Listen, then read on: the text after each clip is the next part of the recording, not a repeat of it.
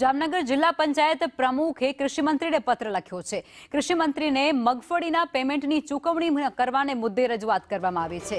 ખેડૂતોને પેમેન્ટ ચૂકવવામાં ન આવ્યું હોવાની રજૂઆત તેમના પર પહોંચી હતી અને ત્યારબાદ હવે તેમના દ્વારા કૃષિ મંત્રીને લેખિતમાં પત્ર લખી રજૂઆત કરવામાં આવી છે।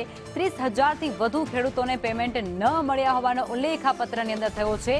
1 થી 1.5 મહિના સુધી પેમેન્ટ ન મળતાની સાથે જ હવે ખેડૂતોની હાલત કફોડી બની ચૂકી છે।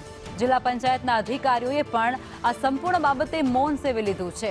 ત્યારે હવે આખરે ન્યાય માટે આ ખેડૂતો ત્યાં પહોંચ્યા હતા અને કૃષિ મંત્રીને પત્ર તેમના દ્વારા લખવામાં આવ્યો છે। સરકાર પાસે માંગણી એટલી છે કે અત્યારે પૈસાને ભાગીદારને બધાને જરૂર છે।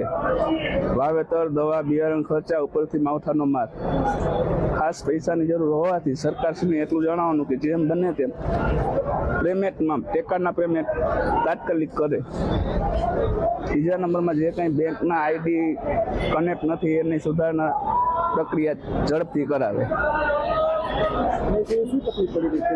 ખેડૂતોને ટેકાનું કામ બહુ સારું છે, ટેકામાં કોઈ તકલીફ નથી। આ પેમેન્ટ બાબતની તકલીફ છે તો પેમેન્ટમાં જેટલું બને એટલું તાત્કાલિક કરાવે એટલું ખેડૂતો માટે સારું રહેશે। ખેડૂતોને અત્યારે માવઠાના હિસાબે ખૂબ જ નુકસાની થઈ છે। એને મજૂરીથી કરીને ડબલ ખર્ચા કરવા પડ્યા છે।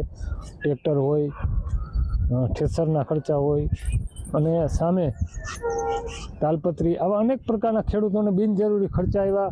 ખેડૂતોને એનો ચારો બગડી ગયો, ભૂકો બગડી ગયો, એની સામે વળતર ઓછી છે આ વખતે। તો વળતર ઓછી છે એની સામે એને મજૂરી વધી ગઈ છે।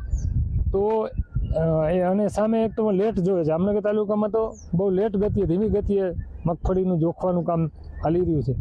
તો એક લેટ થઈ મગફળી ખેડૂતોની આજે 1.5 મહિનોથી હજી વારા નથી આવ્યા। એની સામે જેના વારા આવ્યા છે એને ઘણાને 15 થી 20-25%ની પણ અહીંયા તો 50% સુધી માણસોનું પેમેન્ટ પણ હજી ખાતામાં નથી।